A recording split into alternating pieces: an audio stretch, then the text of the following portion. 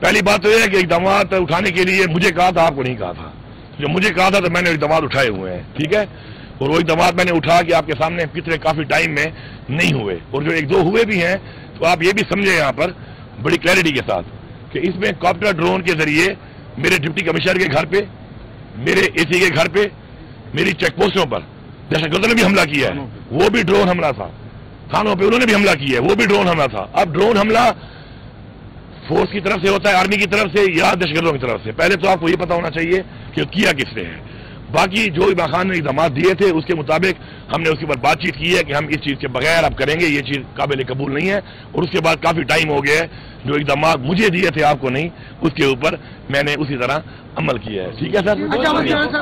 آپ جب بھی سوال کرتے ہوئے پتا چلتا ہے کہ آپ نے الٹی بات کرنی ہے. سینٹ انتخابات میں عدم اعتماد کا اظہار کیا اور کس نے کیا؟ کب کیا ہے؟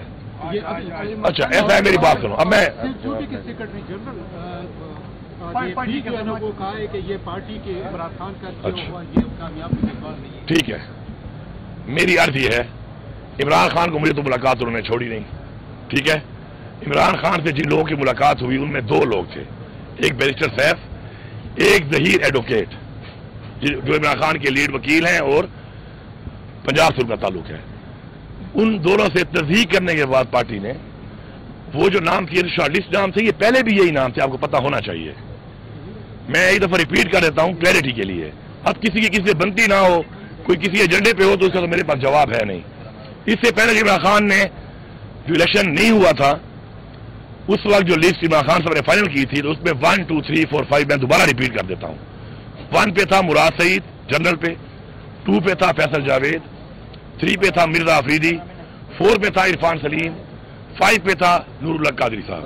اسی طرح لیڈیز میں آپ کا ایک آپ کی تھی روبینہ ناز، ایک آپ کی تھی عائشہ بانو. ٹیکنوکریٹ پہ صرف عالم سواتی صاحب تھے اور پیچھے کورنگ کینڈیڈیٹ بھی تھے خان صاحب کی طرف سے جو نام آئے تھے. جب خان صاحب کو یہ لسٹ دوبارہ بھیجی گئی وتھ کورنگ کینڈیڈیٹ دوبارہ، تو خان صاحب نے دوبارہ 1 2 3 4 5 4 کر کے جنرل کے اوپر انہوں نے کہا کہ نور اللہ قادری کو آپ آگے لے آئیں اور عرفان سلیم کو فی الحال چھوڑ دیں. یہ ایگزیکٹ الفاظ ہیں ان کے، اور کوئی بندہ جھوٹ کیسے بولے گا؟ خان صاحب کے پاس دوبارہ ملاقات بھی ہونی ہے، اگر کوئی غلط بات ہوئی تو خان صاحب خود کہہ دیں گے. اسی طرح باقی روبینہ ناز اور سواتی صاحب تھے. ہمیں جب وہ آئی تو دونوں جو شخصیات موجود تھیں، جبکہ کوئی بھی بیرسٹر صاحب کے بارے میں جو کہتا ہے کہے، لیکن میں آپ کو یہ بتاؤں کہ بیرسٹر صاحب نے کبھی جھوٹ نہیں بولا آج تک. وہ میرے ساتھ اس کا کیبنٹ میں 16 مہینے ہو گئے ہیں. اس سے پہلے بھی خان صاحب نے اس کو پچھلے حکومت میں بھی رکھا تھا.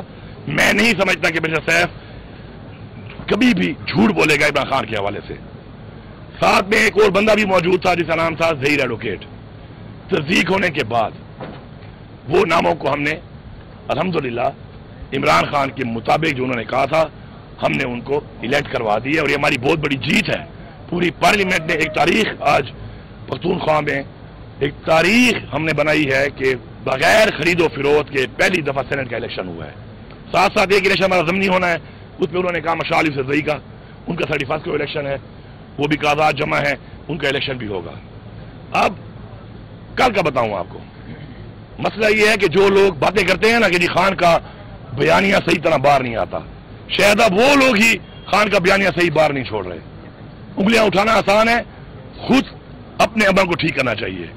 کل ظہیر ایڈوکیٹ کی ملاقات ہوئی ہے، مجھے بتایا گیا کہ ملاقات ہوئی تو ان سے ویریفائی کرنے کے بعد کہ خان صاحب نے کیا بولا تو 2-3 اور باتیں بھی خان صاحب نے میرے لیے پارٹی اور یہ 5 اگست کے حوالے سے اور باقی چیزوں کے بارے میں مجھے بھی دی، اوروں کے بارے میں بھی دی. اور انہوں نے جب پوچھا تو ایگزیکٹلی آپ میں سے کوئی بھی ظہیر ایڈوکیٹ کو بھی کال کر لینا. انہوں نے کہا کہ سینٹ الیکشن میں انہوں نے بتایا کہ جی وہی نام لیے مراد سعید، فیصل جاوید، مرزا آفریدی، نور اللہ قادری، آپ کا اعظم سواتی اور روبینہ ناز کے جی وہ ساری کی ساری الیکٹ ہو گئی ہیں. تو خان نے کہا زبردست، یہ تو میرے والے سارے نام آ گئے ہیں. تو ساتھ انہوں نے کہا کہ مشال یوسف زئی کا کیا ہوا، تو انہوں نے بتایا کہ وہ الیکشن چونکہ 31 کو ہے تو بھی بعد میں ہونا ہے. یہ ایگزیکٹ بات ہے. اب کسی کی بنتی ہو نہ بنتی ہو اس پہ سیاست کرنا میرے خیال میں نہایت ہی غلط کام ہے. ٹھیک ہے، میں نے آپ کو پوری تفصیل بتا دی ہے. ایسے ہی ہے الحمدللہ خان صاحب وہی ہیں. اگر مجھے یہ بتائیں کہ خان صاحب نے دوبارہ ویریفائی کیا، ابھی تو یہ دفعہ کر دیا انہوں نے، دوبارہ بھی کر دیں گے، تو پھر یہ جن لوگوں نے ٹویٹ کر کے غلط نام چلائے، جنہوں نے غلط لسٹیں چلائیں، جنہوں نے خلاف ورزی کی، تو کیا ان میں اتنا ظرف ہے ان جھوٹ بولنے والوں میں کہ معافی مانگیں گے؟ کبھی بھی نہیں، کبھی بھی نہیں، کیونکہ معافی بھی ظرف والا مانگتا ہے۔ یہ ایک لیگ پولنگ کا کام شروع ہے، اور عمران خان نے پچھلی ملاقات میں واضح پیغام دیا تھا، واضح طور پر، لیکن وہ پیغام شاید عمران خان کو اس طریقے سے ابھی تک آیا نہیں ہے۔ میں آپ کو سنا دیتا ہوں۔ عمران خان نے کہا تھا کہ یہ بڑے سے بڑا یا چھوٹے سے چھوٹا کوئی بھی پارٹی کی لیڈرشپ یا کارکن اگر پارٹی میں تقسیم اور اختلاف اور انتشار پھیلانے کے لیے electronic media, print media, social media یا کسی پبلک فورم پہ کوئی بات کرے گا تو میں خود پارٹی سے اس کو نکالوں گا۔